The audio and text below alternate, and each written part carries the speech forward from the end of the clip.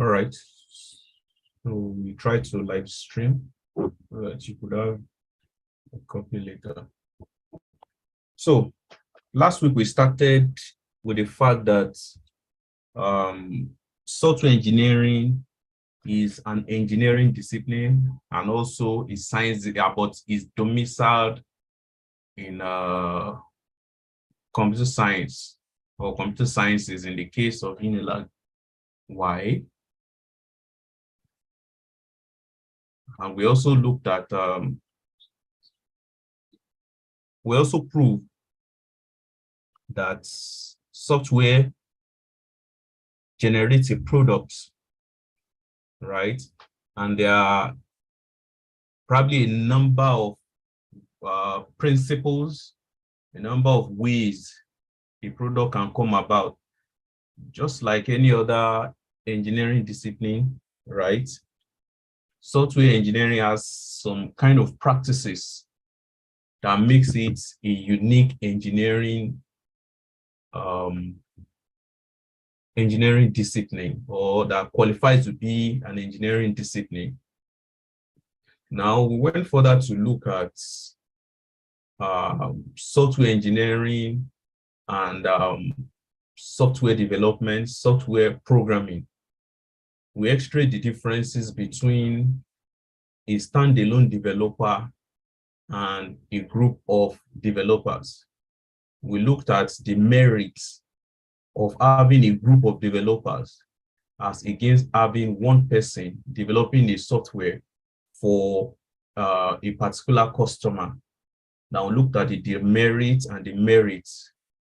However, we narrowed down that software engineering has to do with a number of people coming together to come up with a product that will be acceptable to the user or the individual who has requested that a functionality should be added or improved on his maybe his software or the way he has to do his business or his work. All right, thank you, Mr. Olanite, for the information. So now we now looked at, in as much as software engineering is procedure driven, right? So we look at one of the methods or the ways software can be engineered, and one of those ways is the agile process. Of course, we're in the process of looking at agile process when we ran out of time in the last class. Now, we argued that the agile software discipline is an incremental kind of software delivery to the user, right? It defines some procedures that must be followed in getting software working and getting the software delivered to the user. So in the last class, we said software products must be brought to the market very quickly. And of course, virtually all software products are now developed using an agile approach. So agile software engineering focuses on delivering functionalities quickly, responding to changing product specification, and minimizing development overhead. So that's basically what the agile process or the agile approach seeks to achieve, right? As against the regular form of software development. Now, there's no best agile method or techniques. It depends on who is using the techniques, the development team, and the types of products being developed. Now, what are the agile methods? The agile method, this method focuses on software rather than its documentation, right? You develop software in a series of increments and aims to reduce process bureaucracy as much as possible. Now, irregular software development has to do with you negotiating a contract with the user of that product. And once that contract has been negotiated, a deal has been reached, that is the end. You only deliver a working product to the individual. If by venture there are extensions to that, to the functionalities that are required, right? A new form of negotiation will come in, a new form of contract will be drawn. However, the agile process sees this as a bottleneck and seeks to come up with approaches in solving this kind of issues so that there won't be conflict between the contract awardee and the contractor, right? It puts the user's interests at heart so that a little increment will be released to this user. That means if there's any change during the process of implementation, such changes can be accommodated instead of having to go back to the table to renegotiate the whole product. And of course, you could see why some physical projects are failing these days. The government says, okay, when you are doing a bill of quantities, you write, this is the amount of cement you want to use for this building. This is the amount of rod of iron that you want to use at the cost price. And there's always a contingency. Should there be a product, an increase in the market values of those products you want to use? However, the inflation that has hit Nigeria in recent time is galloping. Even the contingencies you have introduced, which is, I think, 15% of the total sum, cannot even cater for the loss that will be incurred by the contractor. However, the agile process seeks to look at it in a different way. That, okay, should there be an issue, you could still communicate while the project is still going on, instead of abandoning the project or canceling the project in its entirety. I'm sure you're aware that the East-West Road has been, the rail or something has been terminated.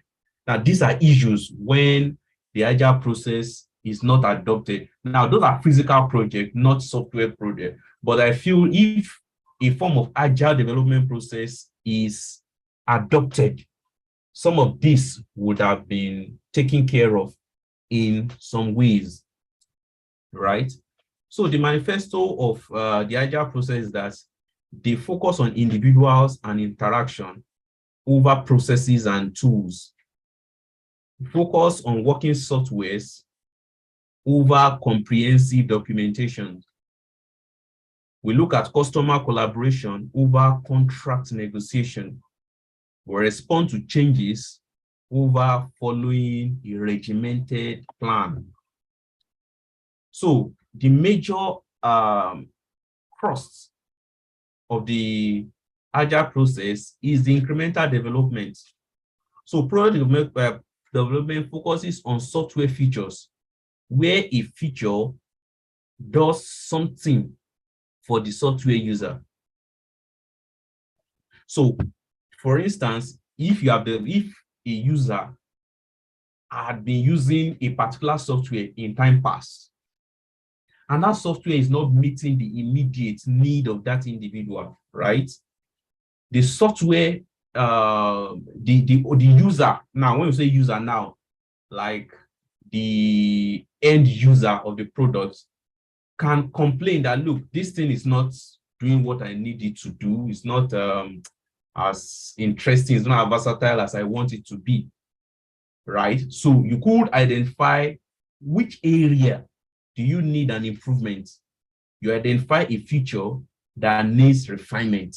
Now we're going to be looking at, maybe in some subsequent classes, what features are, then how do you generate feature lists, and a host of other things. So with incremental development, you start by prioritizing the features so that the most important features are implemented first. You only define the details of the feature being implemented in an increment. The feature is then implemented and delivered. Yeah, so who is this Brianna Excel again? I said, don't put your name. Don't worry, I'll kick you out shortly. right? So you have the incremental development, you have some product features. So from the product features list, you choose the ones that you feel are important, you refine the feature description, you implement and test the feature, integrate it into the system, and deliver it as a system increment, right? So you look at the definition there. So what are the agile development principles? The major thing here is that customer must be involved. So you just don't negotiate a contract, you throw the customer out, then you wait till the end, you bring one product. What if the product does not satisfy the need of the customer, or it becomes too complex for the customer to use? How do you take care of those issues? Now you must embrace changes. Now, as you are developing, new issues may crop up, right? New technologies may jump out. Are you willing to embrace the changes that may come up during the process of development? And look, software development can be a lifelong thing. A software can be a lifelong product that you need to maintain, you need to increment, you need to improve, a lot of other things that you need to work on. So you must develop and deliver increments, right? Then you should make sure that you maintain simplicity. It should not be too complex in such a way that the user feels very tired or it feels boring to the user to use, right? Now focus on people, not things.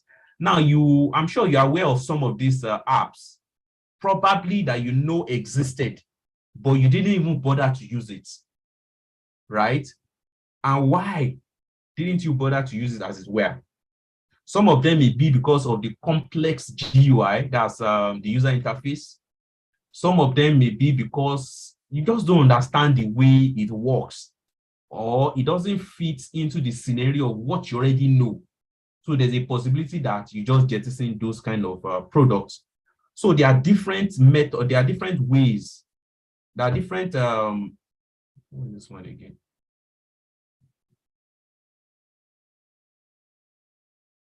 Who is this Ola Rewaju Kikelomo?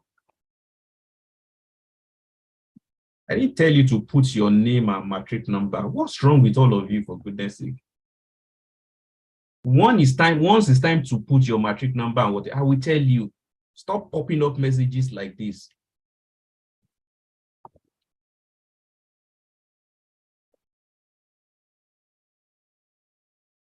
All right, thank you, Mr. Olanite. So we have different agile processes that we looked at last week. The first one is that we looked at the extreme programming, right, which was developed around 1998, right? It focuses on 12 development techniques, which are this, right? But some of the ones that are mostly used are the widely adopted practices are the incremental planning and user stories. So in a later class, we'll be looking at what are user stories, right? For instance, if a customer brings a problem to you that, look, I need these things to be automated, you have to listen to the user that, okay, what are the things that you need to be done? Now you have to get the features that needs to be included in the solution, right? You need to also listen to the perspective of the customer, listen to the story, right? So once, or for instance, if the person is just starting automation of his office for the first time, he has a vision of what he wants the company to look like. For instance, there are some bosses who want you to clock in all the time, and probably all you do is that he brings a log or a ledger that all of you will sign in and put the time that you arrived at to work, right? Some people are not so truthful to that. You could just put maybe 8:04, and probably you came 9 o'clock. Now, he feels that this in a way is affecting the output that ought to come up at the end of the day, right? So he looks at it, and his business case different from users. Is Joe Harry is asking, is business case different from user stories? Well, I don't know what you mean by business case. Could you please give us please, you could raise up your hand. I will allow you to unmute yourself. So you could tell us what business case is, then we could answer the question from that perspective, so that we don't give a wrong perspective. Mr. Joel, can you raise up your hand so that I see your hand? Okay, I think I've seen you. So you have the floor, please. You could unmute yourself. Thank you very much, sir. Business case is like justification from the business, the user, to say, I want ABC. Would this is what I want my application to look like. This is what I want you to, okay, if I press this, I should be able to, instead of me doing this manually, I should be able to automate, you guys should be able to automate this for me. And so the user story, I don't know, though we've not gotten there, but it's simply looking, sounding alike. And that's why I'm asking that question. Okay, thank you for your question. Now, my thoughts on that is this, or the question, follow-up question is this: the user, has he been using a system before now, or a software product before now, or is just starting to probably wants to adopt automation newly? Now, if that person has been using a system before now, then it becomes a scenario.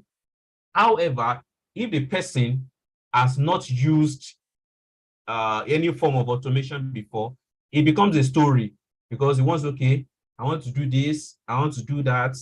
And you must listen attentively to be able to pick some of the functionalities in the story of that individual. So you can situate it in the business. Let me look at it again. Let's chat. Okay, you said his business case different from user story. Yeah, from the explanation, I think you should be able to situate it in software terms. Anu Ogunleke, Abi, am I correct? Yes, Ogunleke, please. Yes, good afternoon, sir. Yes, please. I just want to add to what my other colleague asked. For business case is a justification for a project, usually within the organization. So, for example, I want to improve the current system that is being used in my department. So I need to come up with a business case, the reasons, the benefits, and which will probably involve the capex and the opex. So it's most likely things that like an approval. You want to get an approval within the business to okay, from so the management. Really the same. Yeah, for the management within the business, within the company, not it's not between the user and. I'm not a business person. Oh, I'm teaching software engineering. So that's why I'm trying to elaborate that. All right, thank you for your thoughts. All right, Mr. Henry. Sorry, I don't want to murder your name. Yes, you have the floor. Oh, has he dropped his hand? Mr. Henry. Okay, he has dropped his hand. Joshua Yamasi, I think I'm correct. You could. Yeah, hi. Yes. Good afternoon, sir. Yes, please. Yes, so I understand your explanation on the incremental plan and the user story. So, but then I wanted to get my own personal understanding around it. Should we call the incremental the user story as maybe a requirement gathering? Because it looks similar to your explanation of it in terms of product development, the initial plans that happen the requirement gathering Yes. phase of See, yes. okay.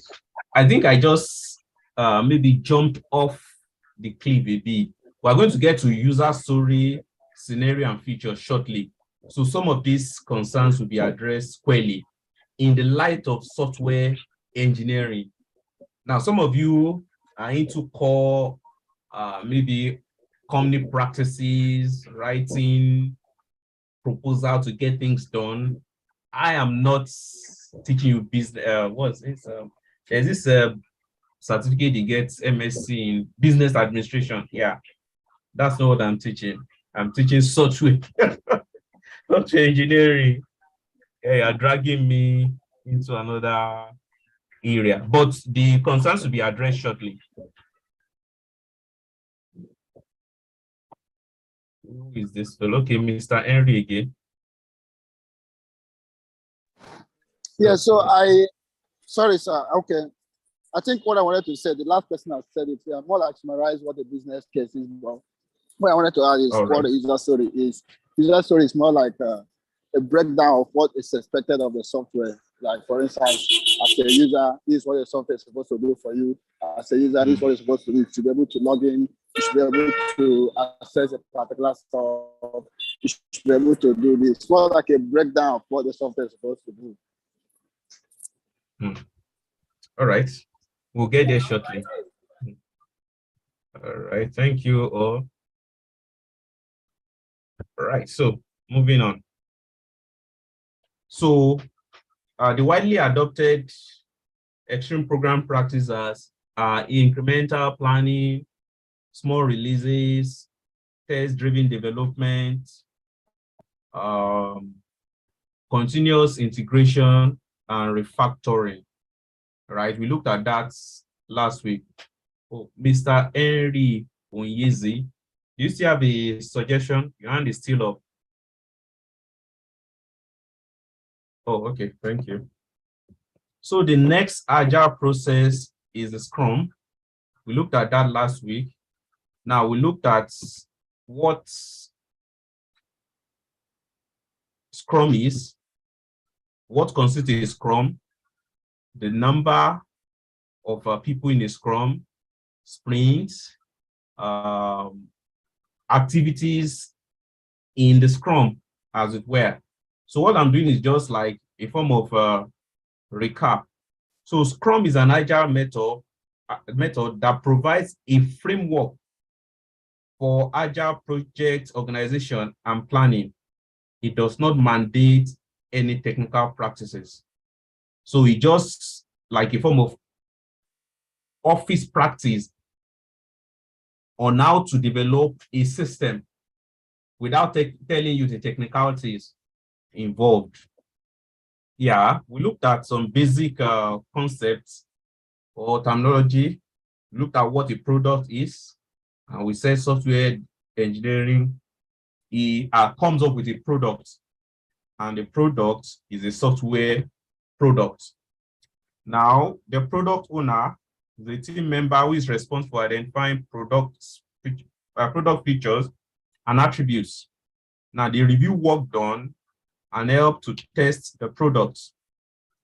Now, we have product backlog, which is a list of to-do. Development team, so a small self-organizing team of, now we have 1 to 8.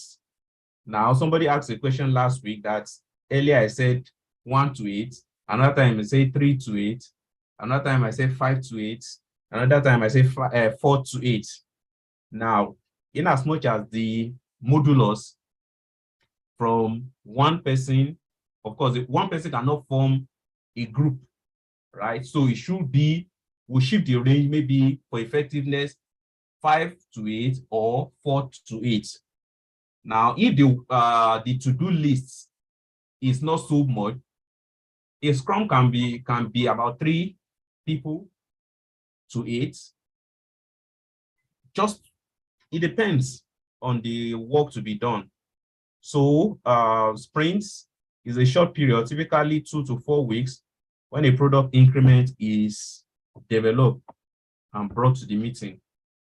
So a Scrum is a daily meeting where progress is reviewed.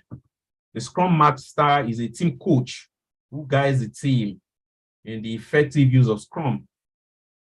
Now, please, at any time if you can't hear me, let me know, please, so that I just don't go on and on.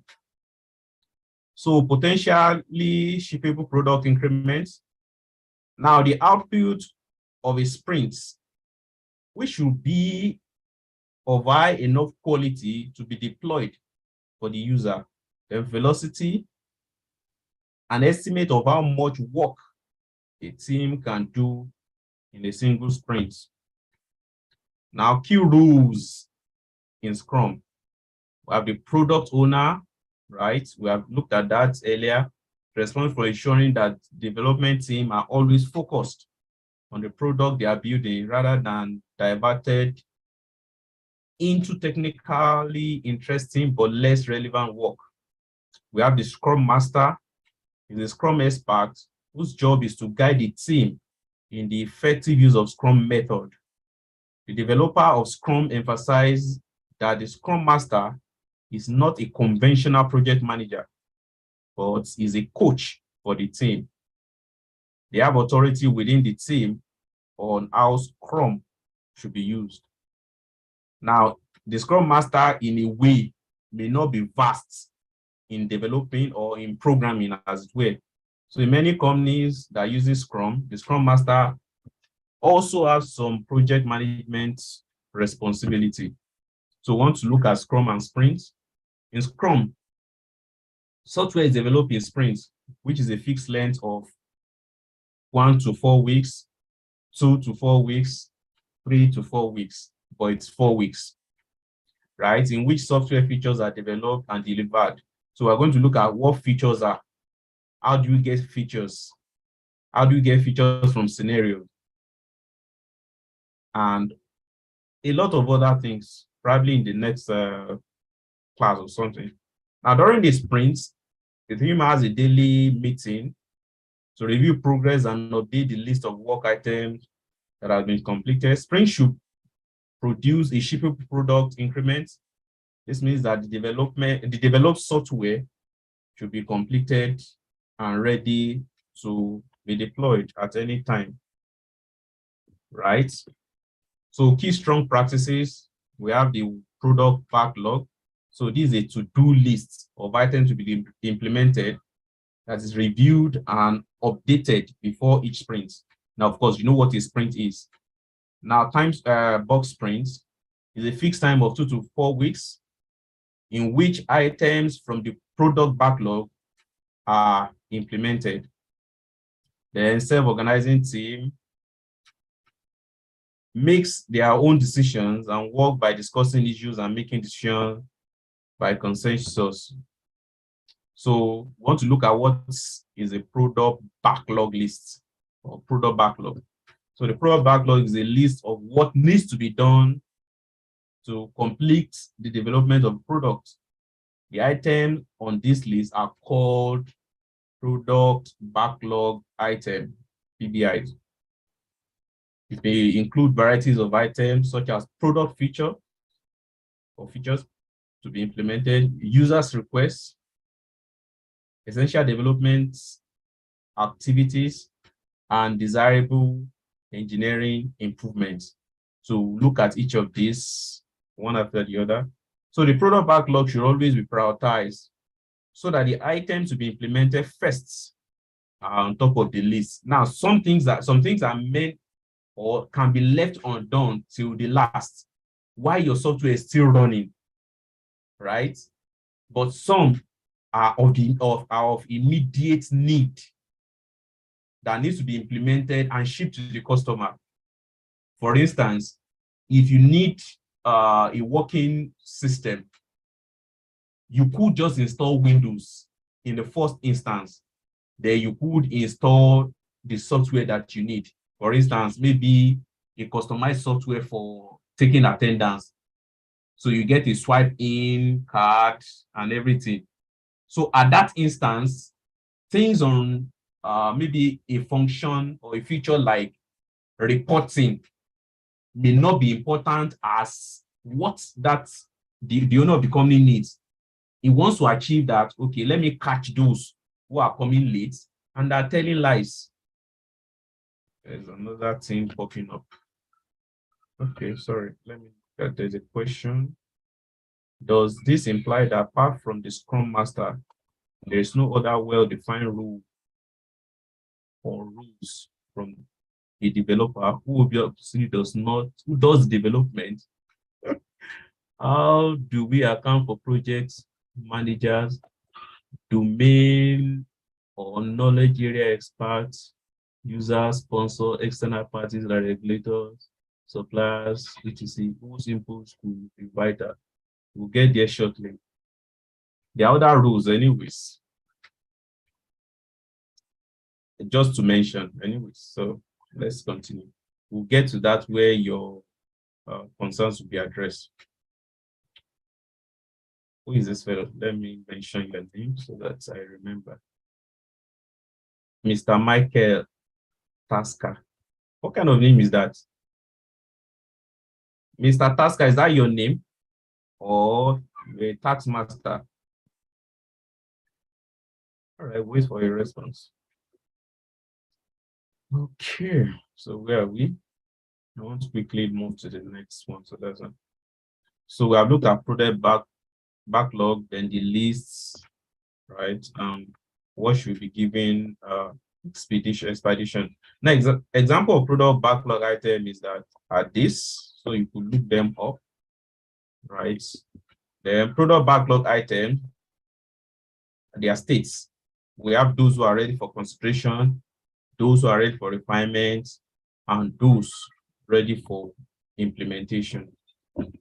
So product backlog activities, these are these. We have refinement, estimation, creation, prioritization. There are parts. There are part of my name self things. What kind of thing? There are parts. I don't understand anyways. Okay, maybe these are parts or something. All right, thank you. So you have refinements. Okay, there's another message. Oh, they are. Okay, thank you. So you have this diagram showing product backlog activities. You have product backlog lists for item 1, 2, 3, 4. You refine, you could break it into 1 and 2, estimation, this, others 4 and 5, creation, like that. So we have metrics for estimating PBIs. You look at the effort required, the story time. I don't know. Did we get to this place last week? Mr. Olanite, where did we stop? I think we're going somewhere agile before we stopped. So I'm just doing a recap, so don't mind how fast I can be. So time box sprints. So products are developed in a series of sprints, each of which deliver an increment of products or supporting software. Sprints are short duration activity. So you can see again, you have 1 to 4 weeks. The other one will say 2 to 4 weeks, but the modulus is 4 weeks. Now you could, how would you start a project immediately and you'll be bringing out results? Okay, let me see. It's a message coming up. Yes, sir. We stop at Agile, sir. I know, as in which page?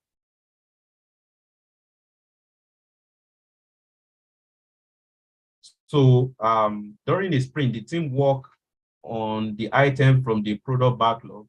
That's one of the items on the product backlog. Then during the next meeting, they review what they have done, as we have seen in previous. Okay, there's another message. 4th slide. Fourth K. No, we passed first. This is the second material. And I think I was almost ending it before the time ran out. Sorry, there's a message coming in. I'm just responding to it. Don't mind. So time boxing benefits, demonstrate predictable progress, problem discovery, and you plan your work. Right? When I get there, I will know. So sprint activities, you have sprint planning, sprint execution, sprint reviewing. These are things you could read all by yourself. Then sprint activities, you look at sprint backlog, sprint execution, develop software, you review, Scrum meetings, you integrate, plan, a host of others. So sprint planning establish an agreed sprint goal. So sprint goals may be focused on software functionalities, support or performance, and reliability. Decide on the list of items from the product backlogs that should be implemented. Create a sprint backlog. Now, this is a more detailed version of the product backlog that records the work to be done during the sprint. So these are sprint goals, sprint planning. Okay, you see. But you explained further, I promise to continue this week. Mr. Lanity, I don't understand those. But I think I've gotten to this point as of last week. Yeah, can I have any other opinion? Did I get to this place last week so that I just don't continue this way? Okay, somebody else put up something. Oh, I got to this place. Thank you, Mr. Ajiwole. Oh, is it Olanike? That's a woman. Sorry if I don't. Is that a woman or a man? Thank you. All right, so I think I can still move on scrolling through instead of wasting much time. So in sprint planning, the team decides which item in the PBI should be implemented during the next sprint, which is 1 to 4 weeks. Now, the output of the sprint planning processing is a sprint backlog. During the sprint, the team will have daily meetings, which is a Scrum. So daily meetings usually is called Scrum to coordinate the work for the next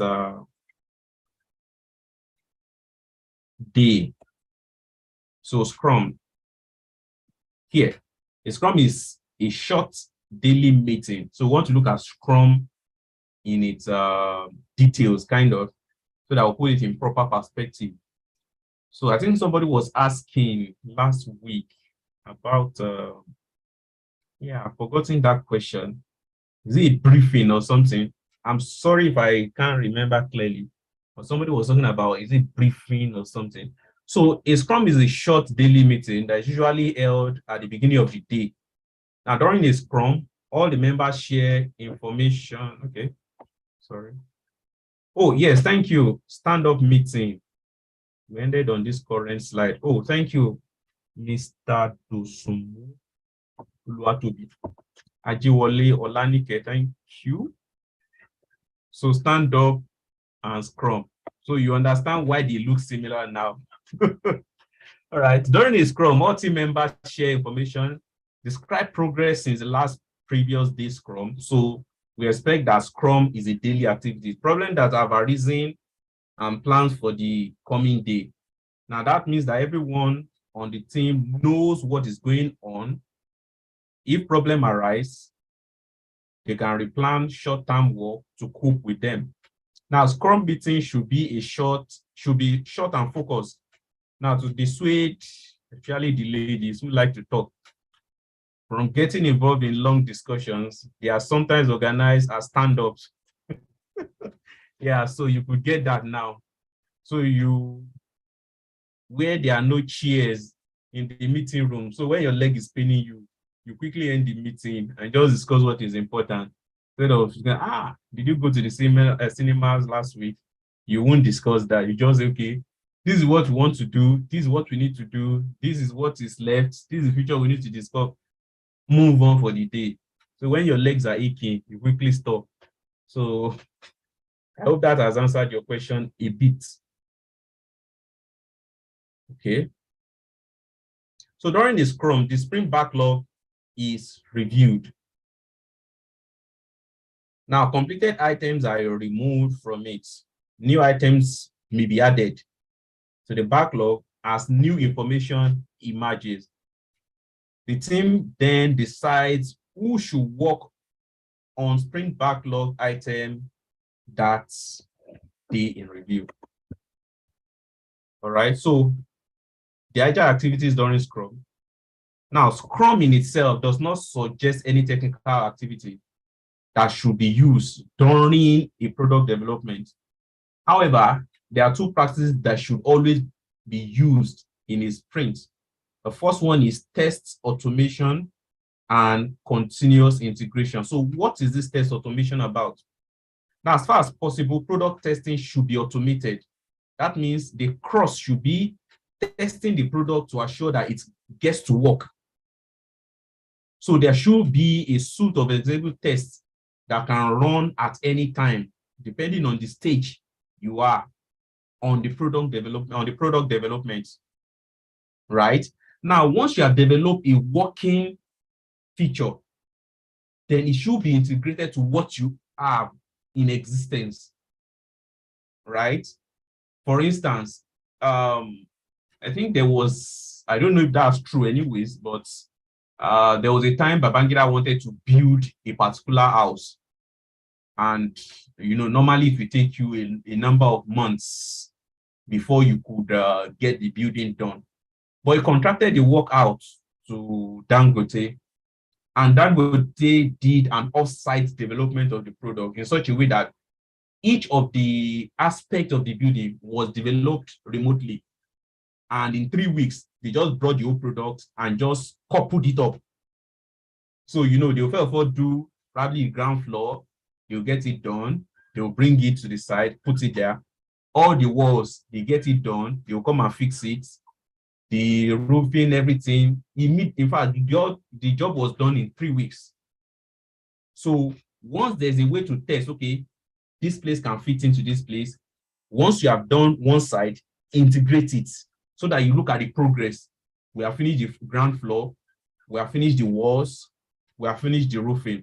So anything that has been tested and accepted should be brought to the overall software that has been developed.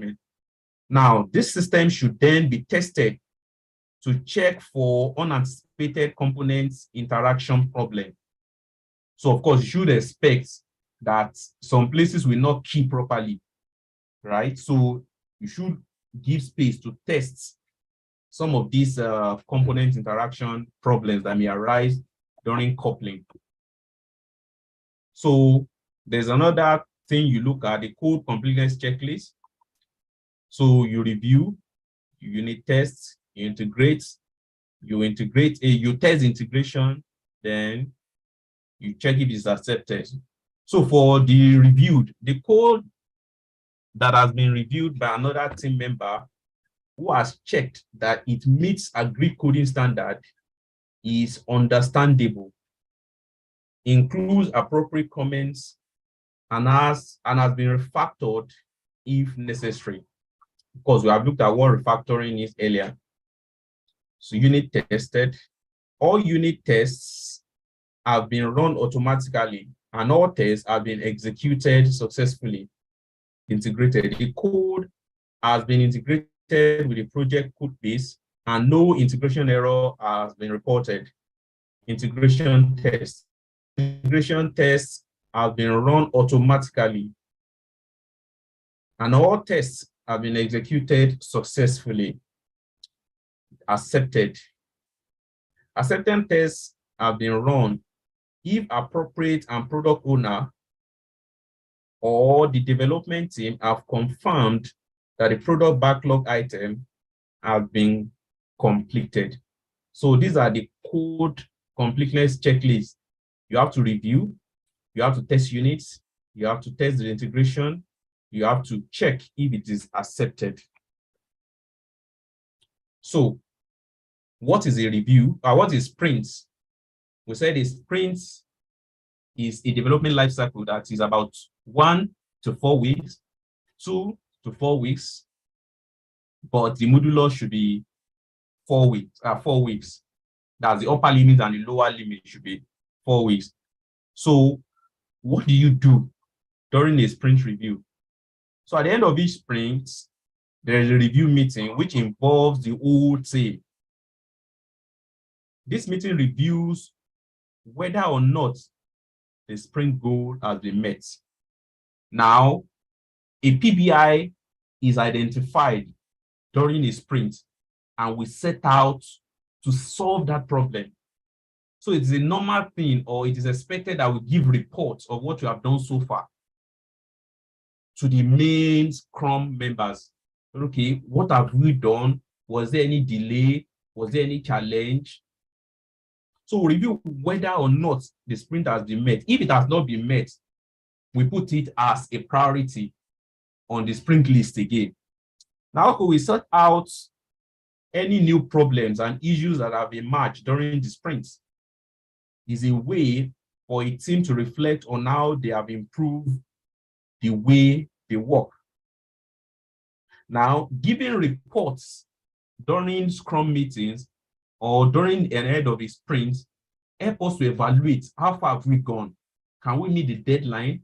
Do we need to break some of these features into smaller bits so that we can be able to achieve the solution by giving the problem to sub-Scrum members, right? So these are best practices. Now, the product owner has the ultimate authority to decide whether or not the goal of the sprint has been achieved. They should confirm that the implementation of the selected product backlog item is complete. Now, the sprint review should include a process review in which the team reflects on its own way of working and how Scrum has been used, right? So we have Scrum to be a daily affair. We have sprint to be a report after a time box of 4 weeks. So the aim is to identify ways to improve and discuss how to use Scrum more productively. So self-organizing team, you coordinate the work, you limit involvement of engineers in external interaction with management and customer, makes its own decision on schedules and deliverables, coordinate the work of the team members by discussing tasks and reaching a consensus on who should do what. So what is the regular team size of a Scrum? So we have that the team should be about 5 to 8 people. It could be 3 to 8 people, 4 to 8 people, 5 to 8 people, right? So team have to tackle diverse tasks, and so usually require people with different skills. Let me look at this other fellow who asked a question earlier. Sorry, please. Okay. Mr. Michael is Tasker said, does this imply that apart from the Scrum Master, there is no other well-defined rules apart from the developers who obviously does the development? How do we account for project managers, domain or knowledge area experts, users, sponsors, and external parties like regulators? So let's come to your concerns.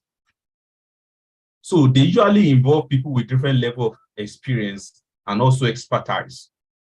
A team of 5 to 8 people is large enough to be diverse, yet small enough to communicate informally and effectively, and to agree on the priorities of the team. So teams have to tackle diverse tasks, and so may require people with different skills, such as 1, networking, user experience, database design, and so on. So that's what should address your concerns initially, right? So going forward, we'll now look at some other people who could be parts or directly or indirectly with the Scrum team. Now, the advantage of self-organizing team is that it can be a cohesive team that can adapt to change because the team, rather than individual, takes responsibility for the work, right? They can cope with people leaving and joining the team, as against a developer. If he says it's not going to work again, then the work stops. Or if you have a scrum, you have a number of people going in and going out, resigning and hiring, and the work continues as long as it takes. So good team communication means that team members inevitably learn something about each other's area. So there are a number of different people that are involved in the scrum with different expertise, right? But for scrum purposes, you must have a leader, and that leader is called the scrum master. Others with different and varied views and expertise are members of that scrum. So team coordination. So the developers of Scrum assume that teams will co-locate. That means they will be in the same geographical region. They will work in the same room and will communicate informally. Daily Scrum means that the team members knows what's being done and what others are doing. However, the use of Daily Scrum as a coordination mechanism is based on two assumptions that are not always correct.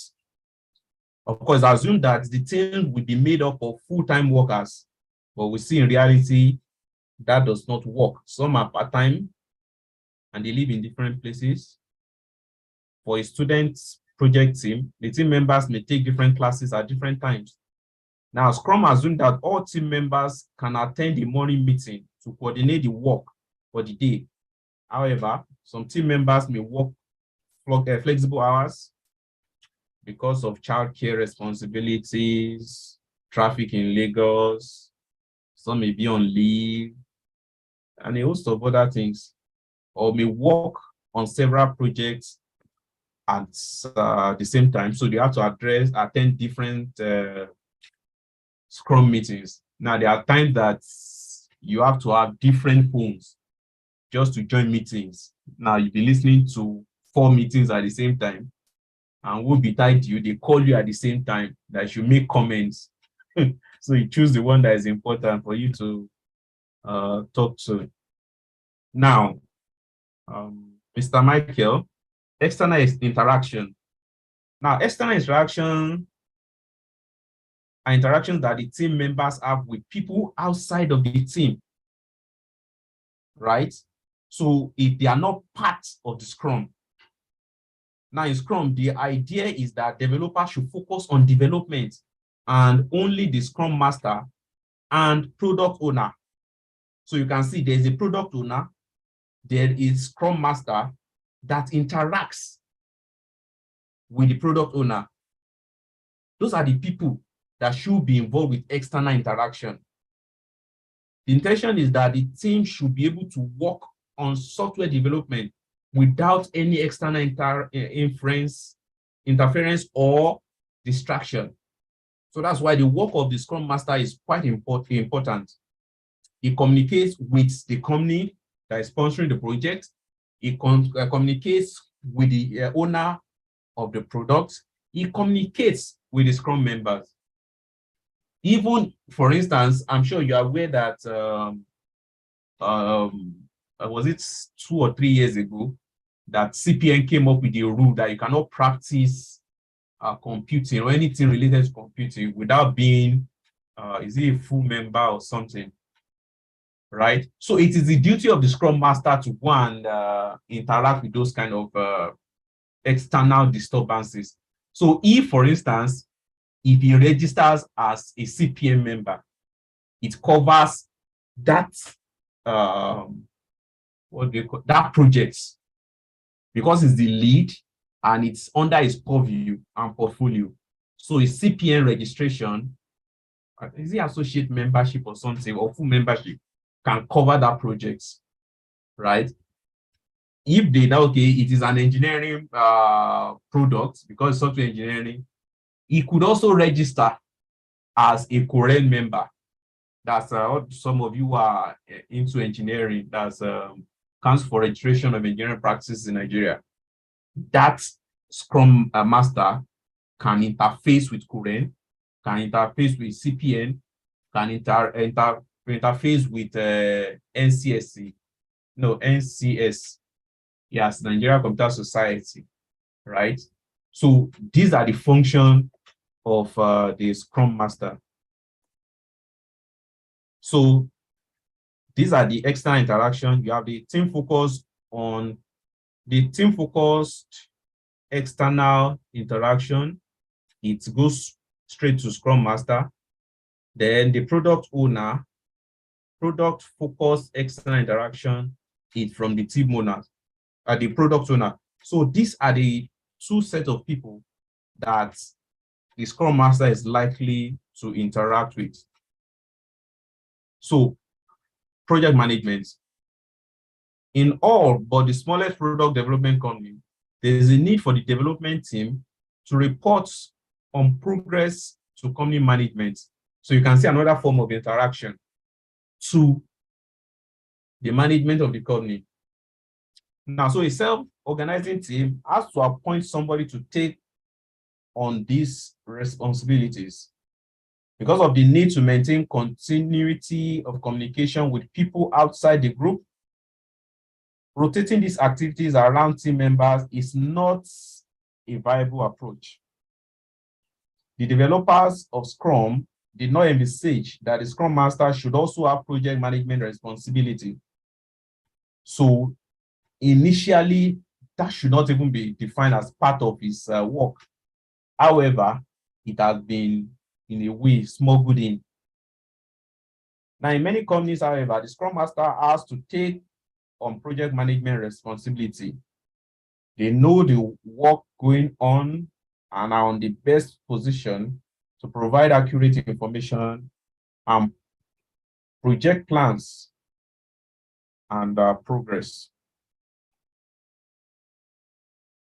Okay, so this is what the project management does. Reporting.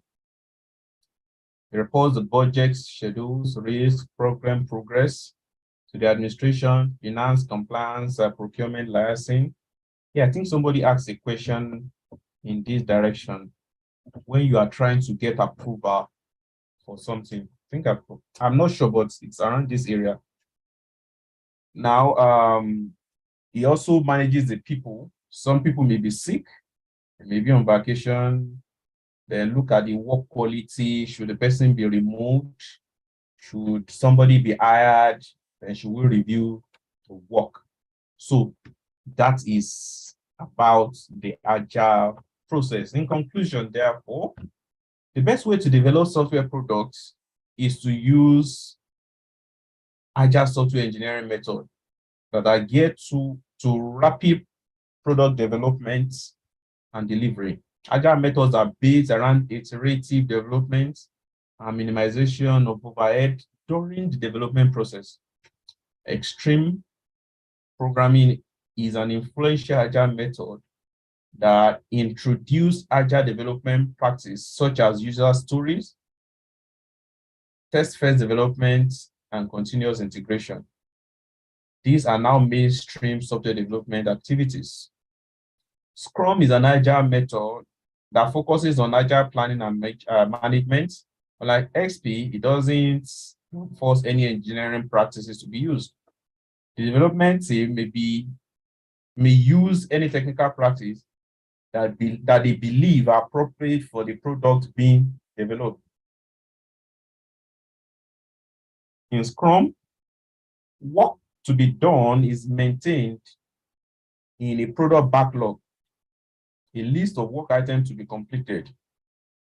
Each increment of the software implements some of the work items from the product's backlog. Sprints are fixed length activities, usually for 2 to 4 weeks, where a product increment is developed, and of course, it is reviewed. Increments should be potentially shippable i.e. they should not need further work before they are delivered to the users or they are integrated completely to the existing system. Now, a self-organizing team is a development team that organizes the work to be done by discussion and agreement among them. That's a Scrum. So Scrum practice such as the product backlog, sprint, and self-organizing team can be used in an agile development process, even if other aspects of Scrum are not used. Ladies and gentlemen, thank you for listening. So without wasting time, we'll go to the next one. Do we have questions here? You could raise up your hand. Questions?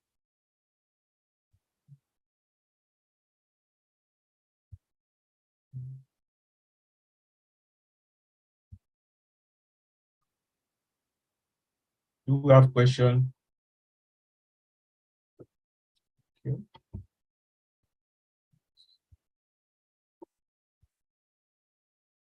Sure.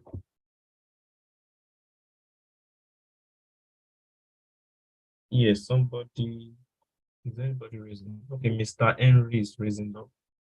Okay, you have the floor. Hello, sir.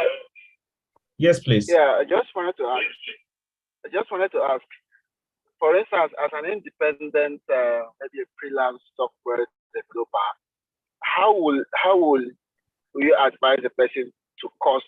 Say, for instance, I want to develop a software or an application for a client. How will I cost if I'm using the agile method where I have to go back and forth to the client and all that? When I know that I just want to develop this software and just move on, would you advise the agile process or just the traditional method? Agile process or what? To develop just so I want to develop a software for you and just move on and look for another client and all that. Would you advise I go through the agile process? If I'm to use the agile process, how will I advise to cost in terms of how much it's going to cost to develop that project? Now, do you have a team? Hello, No. sir. Then you can't use an agile method or the Scrum method. You must have a group of people who work to develop the increment. However, you have opined as a software developer. That means you are working all by yourself, right? You could go, yes. You could do an hybrid. I think we should even come up with another name here. That's good. So I'm going to register a patent for this. We could do a new kind of agile process for solo developer or developers in such a way that you could adopt some of the practices in the agile method without the use of numbers of people.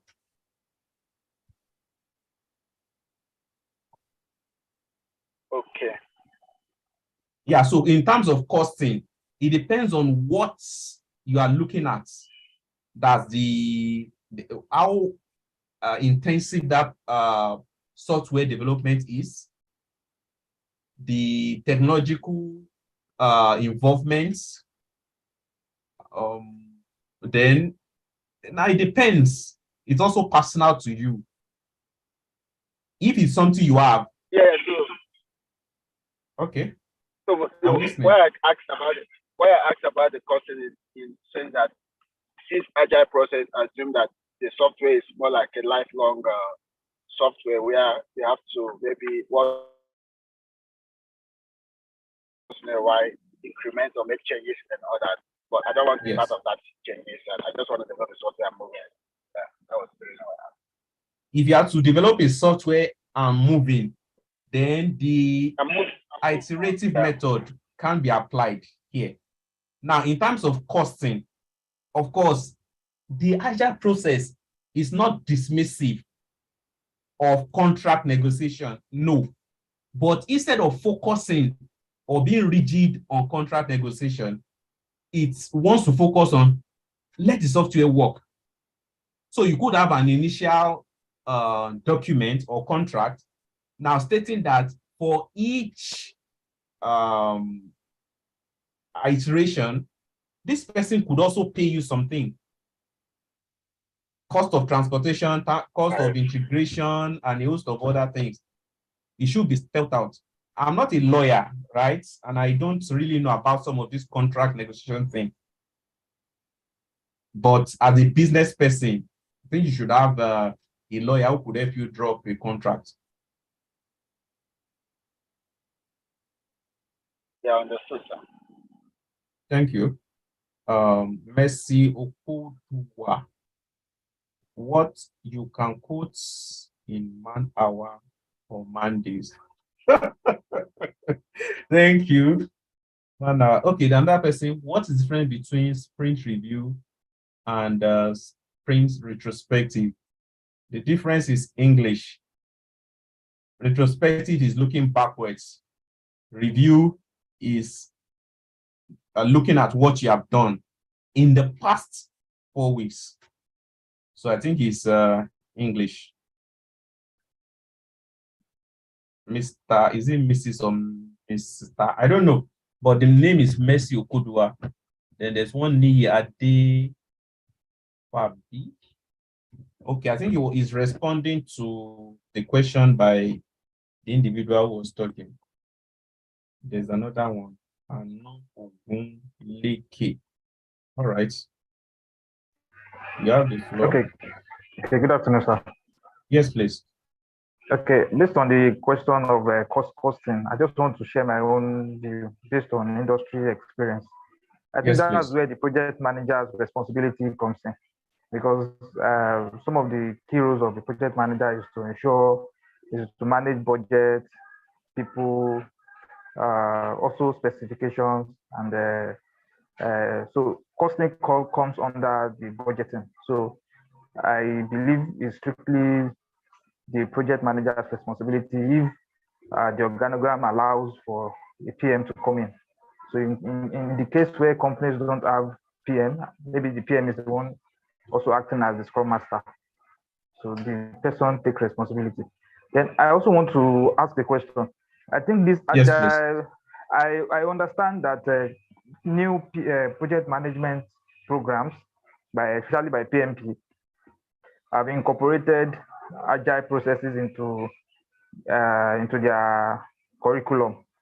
So does it mean that from PMP point of view, are they trying to say that, okay, a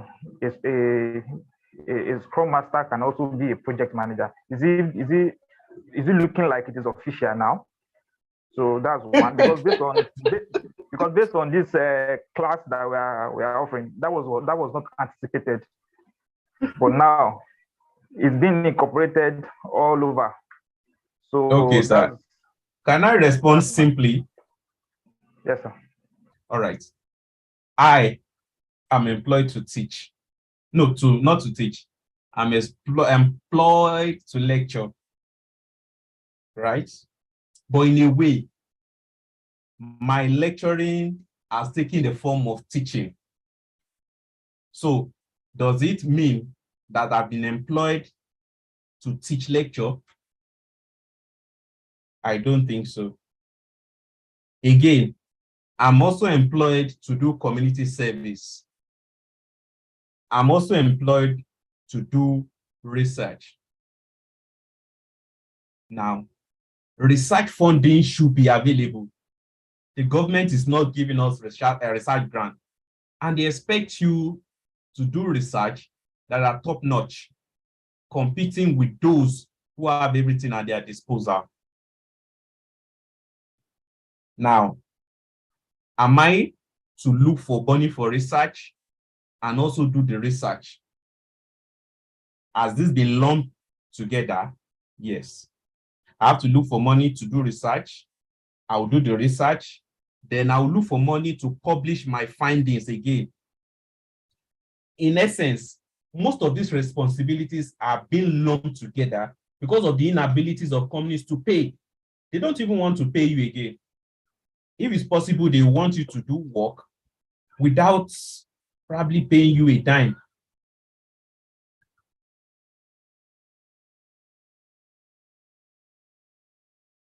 So that's my response.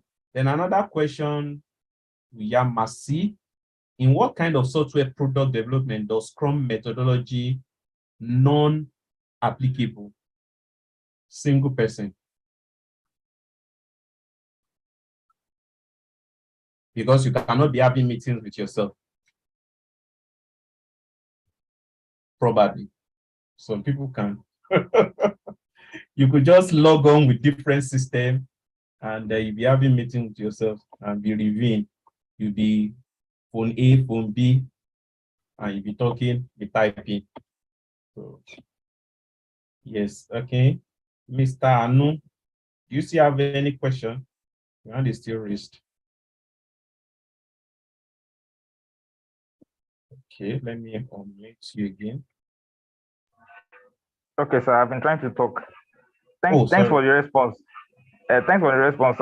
Okay, I just want to come from this perspective. If the top is linear, is a bit linear, don't you think that we are liable to getting a better result? It's just a I didn't get that question. That if at the top of the organogram, instead of having product owner, scrum master, project manager, and I don't know who else.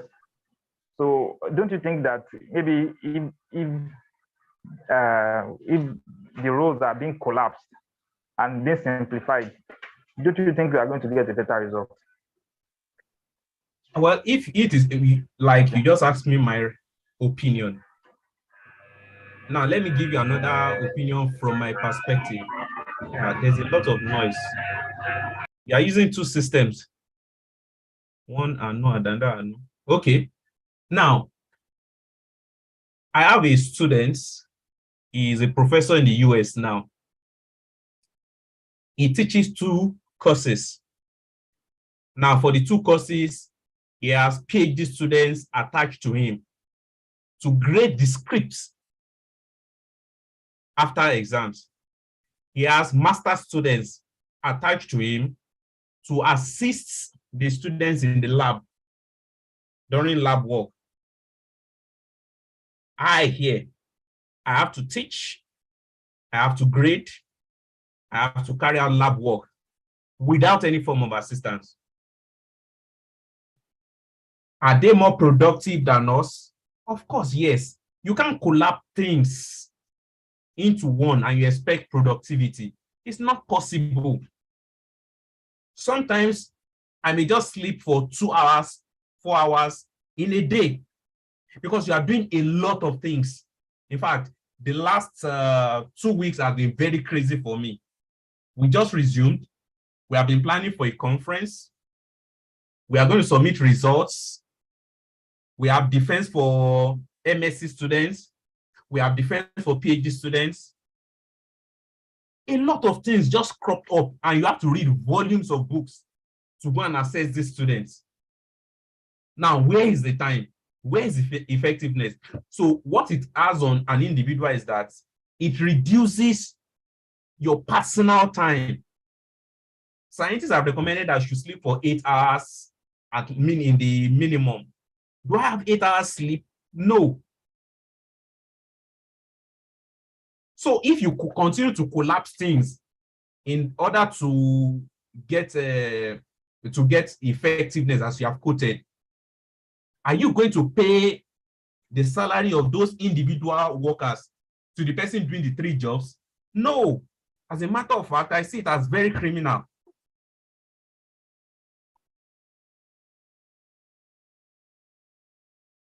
Well, that's my opinion anyways.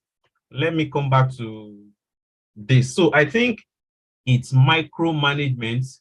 When you try to collapse the job role of 4 individuals into one, it will create a burnout and eventually reduce. Yeah, thank you. I think this captures the whole essence. Mr. Ola Olabisi. Yeah, thank you for your thoughts. It captures my mindset too. You can't just kill somebody because you want to minimize profit. It should not be.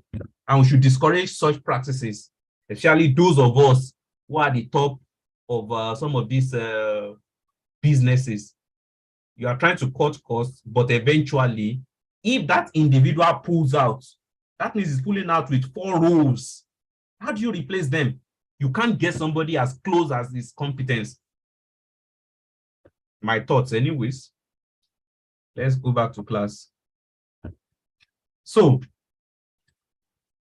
we know that an individual may need to upgrade an existing software that he has been using before, because maybe some functionalities are not there.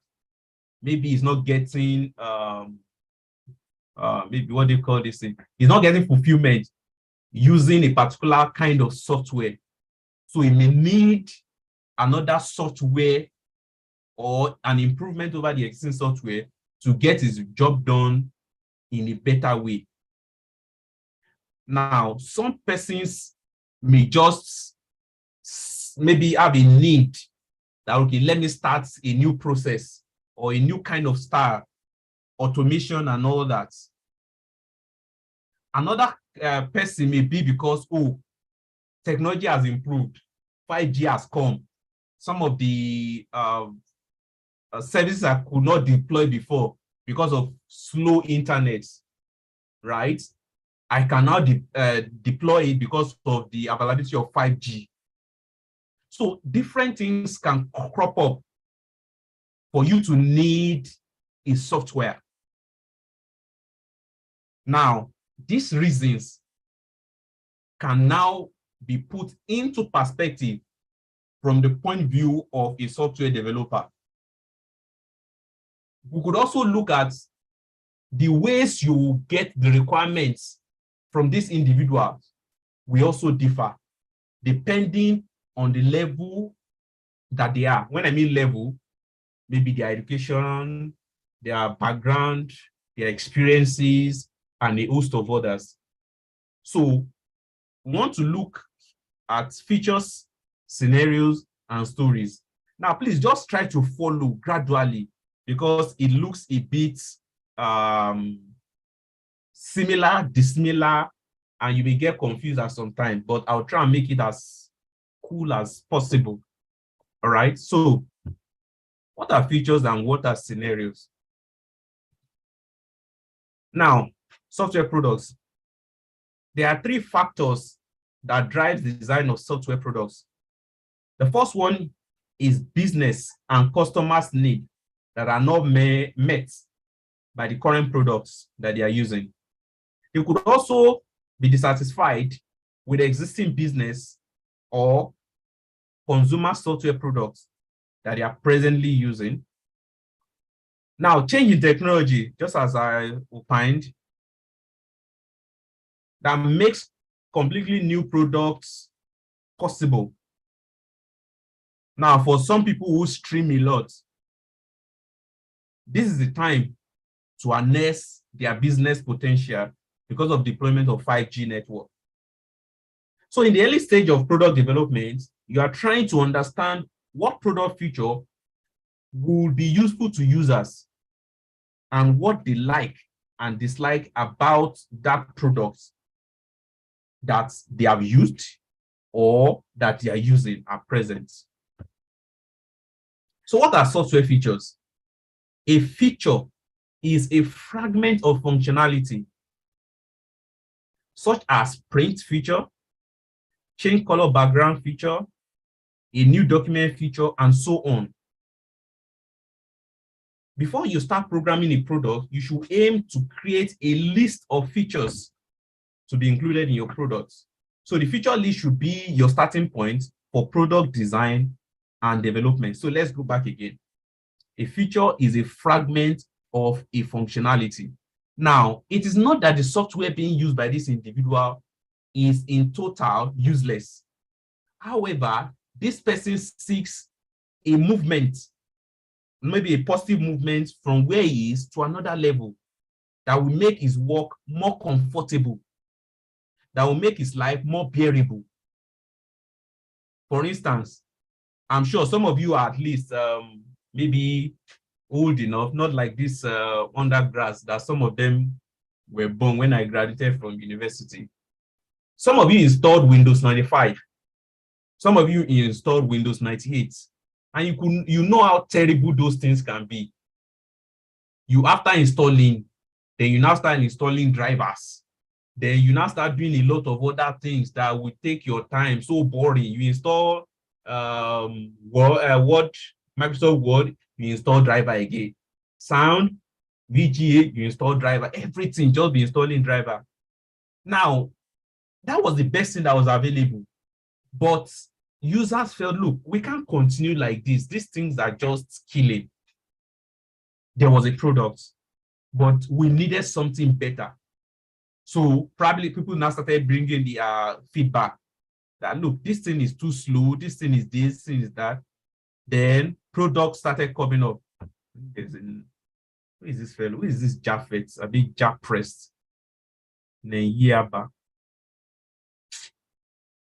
Now, listen up. I think at least we have the full complement of the class now.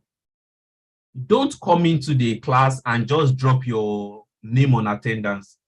I have not told you to write the attendance, please. Until I tell you before you drop your attendance. There's somebody compiling that. You can't give him work arbitrarily. Then 2, once you are joining the class, make sure that your username is your full name. Don't put JP, don't put KBSC, don't put Japa. I don't understand those ones. Put your name. Then 3, please be informed that this is an elective class. Having 130 something students, that's too much for me. I just want 20 students so that I will mark quickly and submit my result. How would I mark 134? That's too much, please. So I would like to advise or plead with some of you to respectfully just drop the class. So that will be free. 134. That's too much, please. That's just by the way. So please don't put your name again on attendance if you are not told to do so. Next time I'm going to throw you out. I've thrown some people out already, and you'll be the next person. So you are even 135 now. Continue. So what was I saying? All right. So there are existing systems, but we need improvement. So the improvement is not going to be blank. We have to note, what are these people complaining about?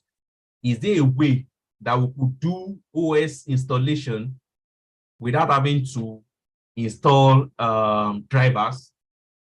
Yes, that was achieved. I'm sure if you are installing the new OS now, that one I just carry go. You don't have to stay with the system. Just type in a few things, next. You go and do what you want to do. In the next 15 minutes, everything is set up. But in those days, we spent almost 2-3 hours trying to install just one OS, because of course the technology involved too was very slow. There was no parallelism then. We just had one slow system like that. Pentium 2, Pentium, whatever, very slow. So technology development can warrant improvement, but the functions that you require must be well spelled out. That's what I want to emphasize. So user understanding. It makes sense in any project development, in any product development, to spend time trying to understand the potential users and customers of your product, so that you don't just assume that you know what this person needs. No, you don't just assume, right? A range of techniques have been developed to understand the ways that people work and use software. They include user interviews, surveys, ethnography, tax analysis, and a host of others. Now, some of these techniques are expensive and unrealistic, especially for small companies, because it involves a lot of money, right? Just like you want to build a model of a bridge and you are bridging an actual bridge, then you now start correcting some errors there. No. There are some that you could just use mathematical model, you could use automators to represent them and a host of other things. So informal user analysis and discussion, which simply involves asking users about their work, the software that they use, its strengths and weaknesses, are inexpensive and very valuable in gathering user requirements, right? So in getting the features that needs to be incorporated in your iteration or in your product outputs, there's a need to conceptualize the person who is going to use that product. And that person is called a persona, right? So you need to have an understanding of your potential user to design features that they are likely to find useful, and to design a user interface that is suited to them. Now, I'm sure some of you, okay, let me know some of you. For me, I just got on Twitter this year. No, not this year. When they banned it, you know how to use VPN. Just say, come, why? What are they even banning on this thing? I just don't like Twitter. It's just one kind. I don't know how to use it. I don't know how to look at the responses. This thing is too boring for me. So look at the time it was released up until just when it was banned. That's when I got to start using it. I don't understand how it was. Now, if you do not understand the user's perspective, there's a possibility that you don't get to design what the user really needs. So you must get the personnel of that person who is going to use the design system. Yeah, so personas are imagined users, where you create a character portrait of the type of user that you think might use your product. For example, if your product is aimed at managing appointment for dentists, you might create a dentist persona, a receptionist persona, and a patient persona. There's also need for you to probably get a personnel for pharmacy who is going to dispense the drugs, and maybe a personnel for a payment platform. You just have to think critically so that you'll be able to meet the demands of the user, as it were. So personas are different types of user. Personas of different types of user help you to imagine what these users may want to do with your software and how it might be used. They help you emphasize difficulties that they might have in understanding and using your product. So if your product is too cumbersome, there's a possibility that the user may not even understand what you are doing. So the persona inspires scenarios. These scenarios are developed into stories, and they are further defined into features. So let's look at what scenarios are, what features are, and some other basic definitions. So feature description, you have inputs, action, activation, and output. So in the input from the user and other sources, then a action to be taken, a description of how the input data is processed. The activation is how the feature is activated by the user. Then the output is the output of the user and the system itself. So in new group feature description, you have the input, action, output, activation. So the name of the group chosen by the user, a new container is created with the specified name. We're going to understand what containers are. Now, using new groups, menu, option, keyboard, shortcuts, and a host of other things, just like drop downs. Outputs, an empty document container and an updated list of documents that includes the newly created group. So what is expected of personnel? I think how many minutes do we see? We have 16 minutes. No, 14 minutes. Yeah, please, could you drop your name and matric number in the chat, please? So we expect 134 people or 132 because somebody is having 2 guns. No, we should have less than, okay. Now it's 135. So 136. Were some people just waiting for me to announce that before joining? Okay. So let's continue while you are dropping your name. So what are the characteristics? So a personnel should paint a picture of a type of product user. They should be relatively short and easy to read, right? You should describe their background and why they might want to use your products. You should also say something about their educational background and technical skills or expertise. This helps you assess whether or not a software feature is likely to be useful, understandable, and usable by typical product user. Now, you could have people who are well educated that are not just interested in some products. I should by default know how to use Twitter because I'm in computer science, but why I don't like it, I still don't understand.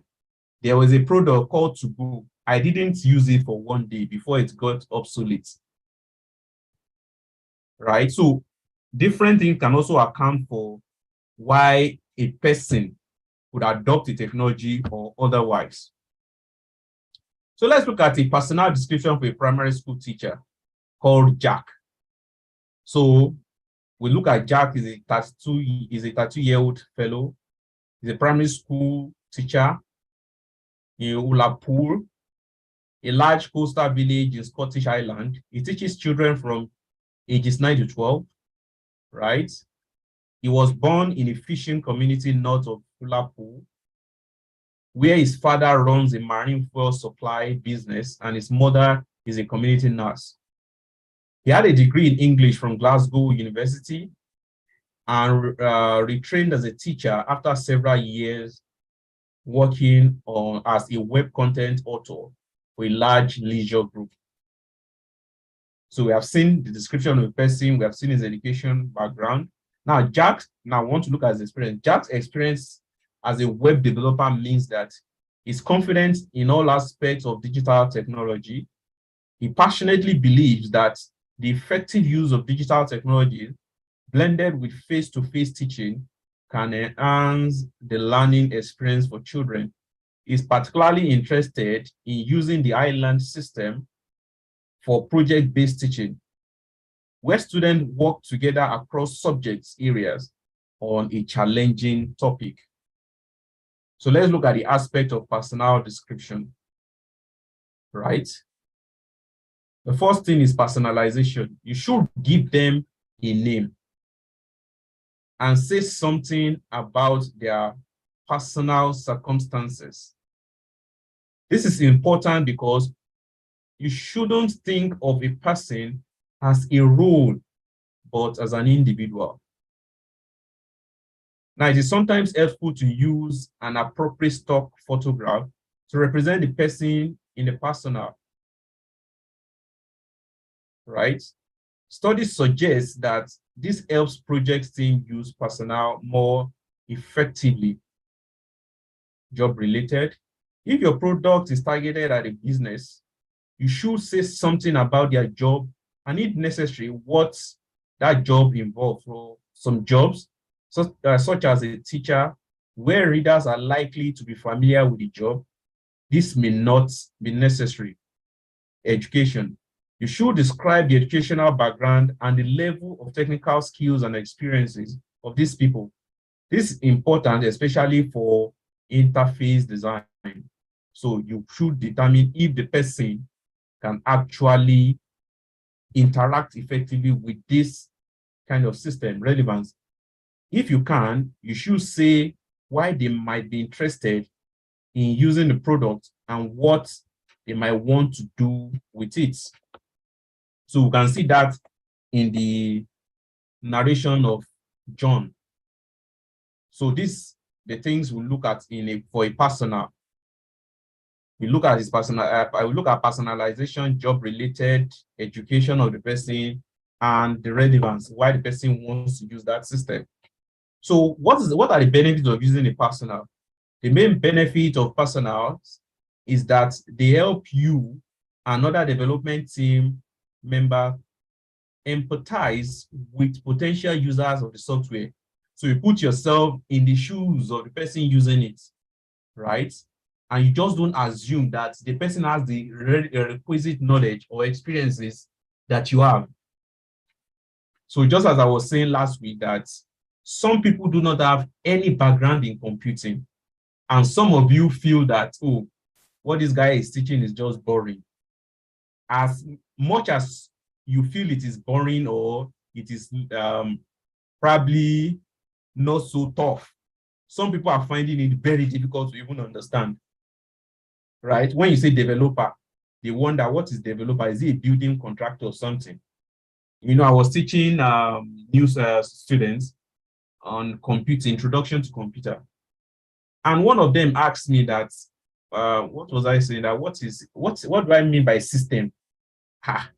You know, I was surprised at first, but I now know. I'm teaching almost 5,000 students from different departments, from different faculties in the university, right? So it is expected that you could have such questions that this person may not really understand.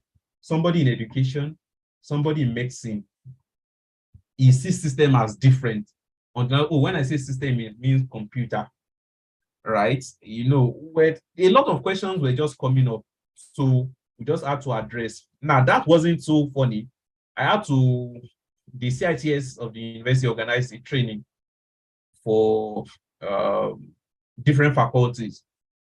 So, of course, there are a number of professors that had to attend, and I was one of the facilitators. You see, when I was teaching, and the questions that were coming up, if not because of the benefit of hindsight and at least empathy, I would have said, how come you don't understand this? But they are not in my department. So I should not arrogate that power that, okay, they should, because I know they should know. So in software development, you should, in a way, empathize with the user, understand the level that, okay, when I was at this level, what could I cope with? So that you'll be able to develop an effective system that will be suitable for the use of that individual. So instead of thinking about what you will do in a particular situation, you can imagine how a personnel will behave and react. Now, personnels can help you check your ideas to make sure that you are not including product features that aren't really needed. Now, they help you avoid making unwarranted assumptions based on your own knowledge and designing an overcomplicated or irrelevant product. So how do you derive personnel? Now, personnel should be based on an understanding of the potential product user, their job, their background, and their aspiration. So these are the things you look out for. So if you are going for maybe technical visits, if you are going to do a survey, if you are going to do an interview to get user requirements, you should listen, you should look at their job, look at the users, ask them about their background and what they actually need, right? So how many people have, I think, how many do we have now? Jump to the first message, sorry. I think we should have, I hope all of you have dropped your names and matric numbers. Now, I think some people just wrote their names and they disappeared again. So please write your name and don't write twice, oh, please. All right. I wanted to check if there was any question. Just matric numbers I'm seeing. Okay. So let me move forward. So you should study and survey potential users to understand what they want and how they might use the product.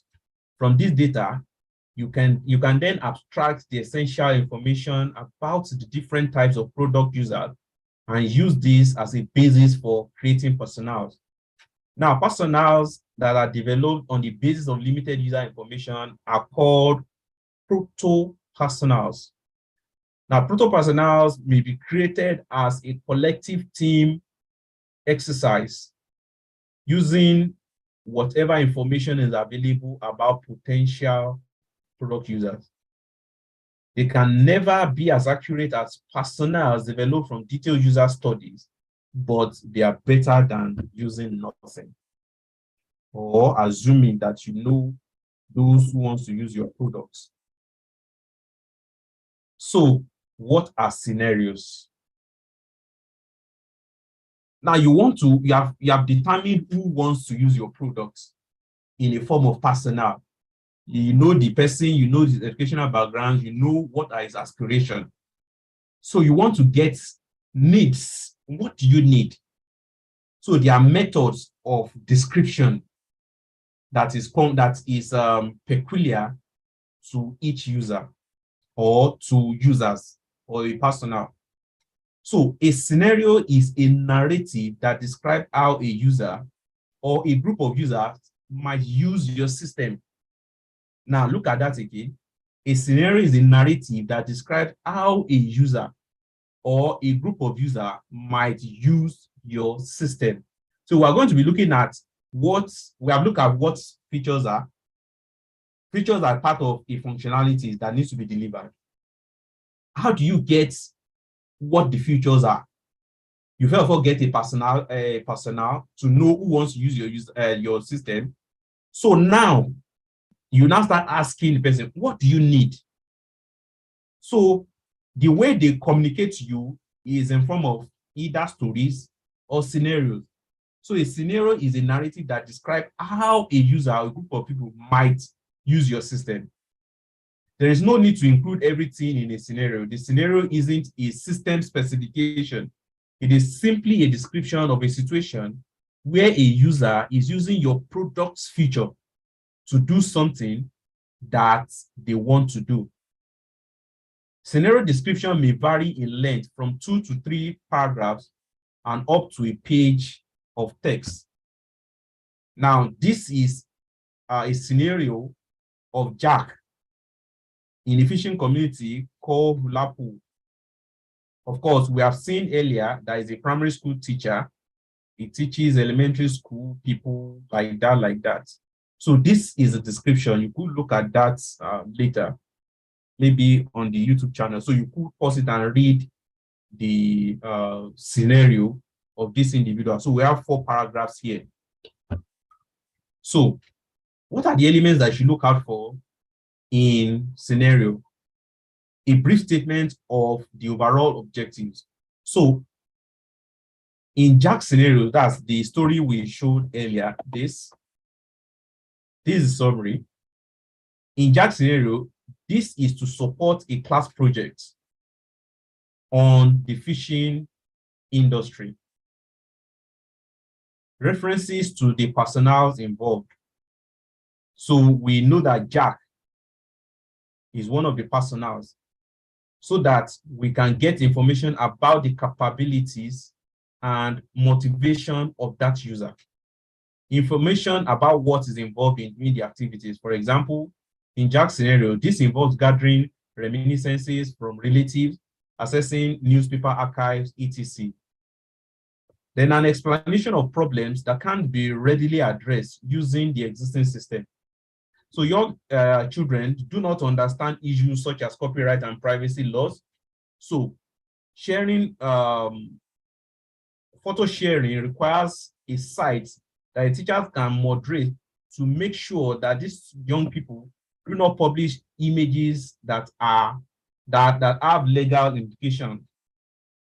Now, a description of one way that the identified problem might be addressed. Now, in Jack's scenario, the problem approach is to use an external tool design for the students. So these are the elements of scenario description in pictorial form. We have scenario name, overall objective, what's involved in reaching the objective, personals of actors involved in the scenario, problems that can't be addressed by existing systems, possible ways that the problems could be tackled. Now, if you understand this chart, I think it should help you in your research or project submission, right?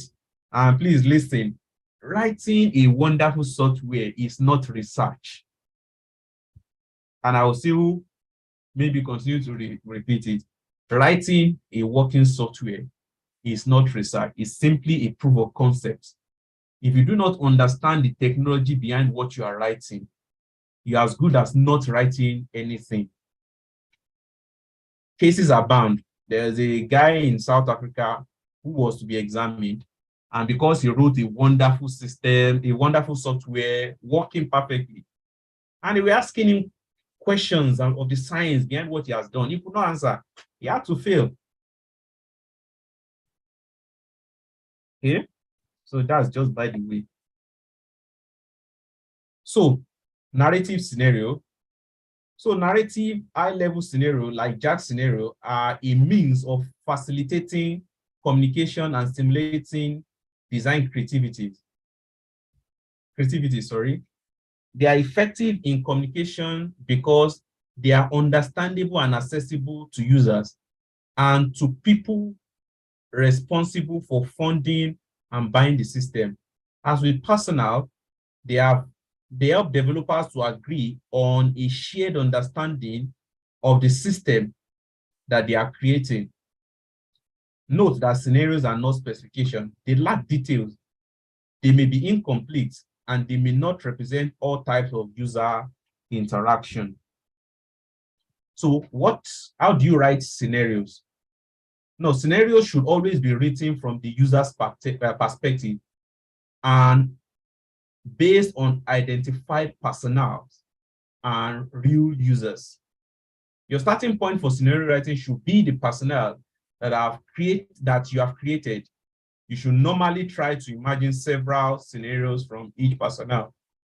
Ideally, scenarios should be general and should not include implementation information. Now, please look at this page very carefully. It's going to be a contrast to what we have when we get to stories. So, however, describing an implementation is often the easiest way to explain how a task is done.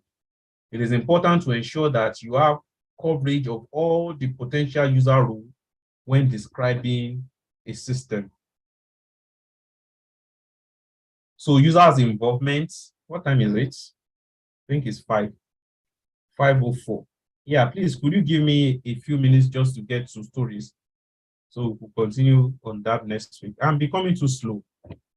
I hope it was to be 2 weeks. I'm supposed to do 6 topics in 2 weeks, and I'm just doing the third one.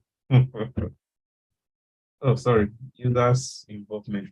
So it is easy for users to read and understand scenario. So it is possible to get users involved in their development. The best approach is to develop an imaginary scenario based on our understanding of how the system might be used. Then ask users to explain what you have got wrong. Now, they might ask about things they did not understand and suggest how scenarios could be extended and made more realistic. Our experience was that users are not good at writing scenarios. The scenarios that they create were based on how they worked at the moment. They were far too detailed, and users couldn't easily organize their experiences. So, user stories. So let me just finish here then. That's Mr. Olanite, we are on page 22. So we can start from here then. So scenarios are high-level stories of system use. They should describe a sequence of interaction with the system, but should not include details of these interactions. User stories are final grain narratives that sets out in a more detailed and structured way a single thing that the user wants from a software system. As an author, I need a way, that's an example. As an author, I need a way to organize the book that I'm writing into chapters and sections. Now, this story reflects what has become the standard format of a user story. As a role, I want or need to do something. As a teacher, I want to tell all members of my group when new information is available. So it captures that format. Role, need, and do something. The next one is a variant of this standard format as to justification for the action. So as a rule, I want to do something so that then I give a reason for what I want to do. So you can see we have looked at features, we have looked at scenarios, and we are looking at stories. We have seen that features is a functionality, just one functionality. One feature is just one functionality. Scenario is telling us in detailed form what you require from a software. Then stories are more structured in representing what is needed from. Okay, somebody just wrote his name. Okay. So in the next class, we'll start on page 22 or 20. So there won't be any need for recap. So we just move on. I will continue. But before that class, I hope that you visit. There's what's the name? On the WhatsApp group, we have the recorded classes, right? So you could look at features and scenarios. So you could do a catch up there so that we just have a form of interaction next week instead of having to teach and teach. I hope that is okay. Do we have any response? I think the class rep can help you post the link. We have posted it earlier, right? So you could look at it. Oh, thank you, Mr. Oluwatobi. All right. So we'll post it on the class so you could look at that, because I want to quickly finish the lectures. Now, for those of you working in is it Airtel, tell them that their 4G is not working. Oh. I have data to teach, but they are not allowing me to use it effectively. So if you are working in Airtel, tell your people that their 4G is not working in my place. Else, I'll take all of you to court. Well, I'm just joking. Oh, Mr. Odebiyi, do you work at Airtel? Oh, somebody is even corroborating. Even mobile. Please share your address. Someone can check. Okay, so Mr. Odebiyi, depends on your. Oh, it's location dependent. But I have a router and I've been working with it before. Sir, you can port to MTN 5G. Oh, who is going to be responsible for that? I learned it's quite expensive. So I have access someone who can check. I have access somebody who can check.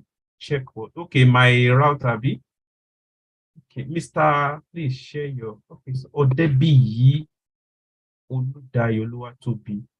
Yeah, let me send you my. This is a private. Okay. Let me send you my.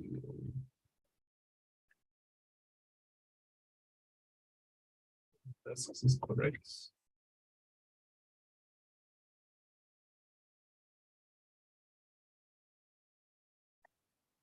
Yeah, I've responded to you. If you can see that, I think I should get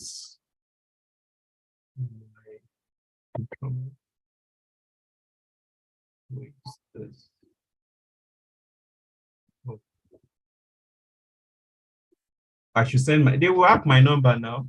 I'll move all the money in my account out. Oh no, I think it's a different one. Unfortunately, I don't know that number one. Okay, let me look at it again. If I can get the number. Sorry, oh, the router Intel. Okay.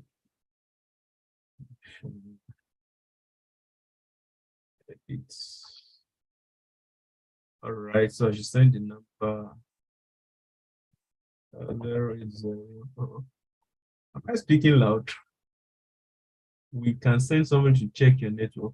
I work with Huawei or Airtel network. Oh, that was interesting. So this is 080. I hope you're not hearing my number.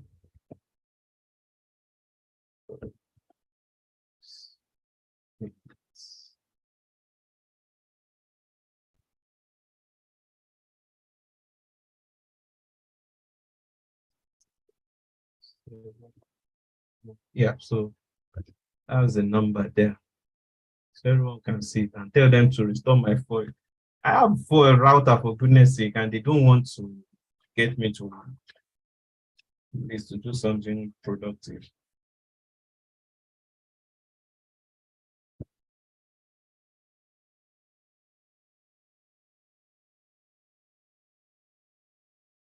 Yes, time to port to MTN. MTN is not also doing better now. It depends on the location. Make sure somebody.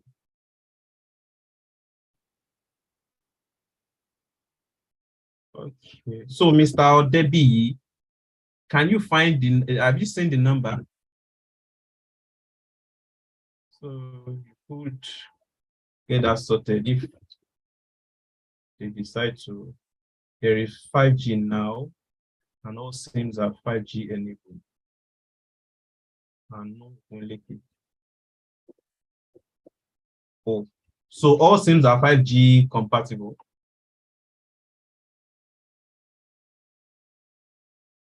For me, I'm not in Unilag now. As in, I'm not on campus at present. But not all phones are compatible. I understand. Okay. This is in. Oh, sorry. Let me stop recording there.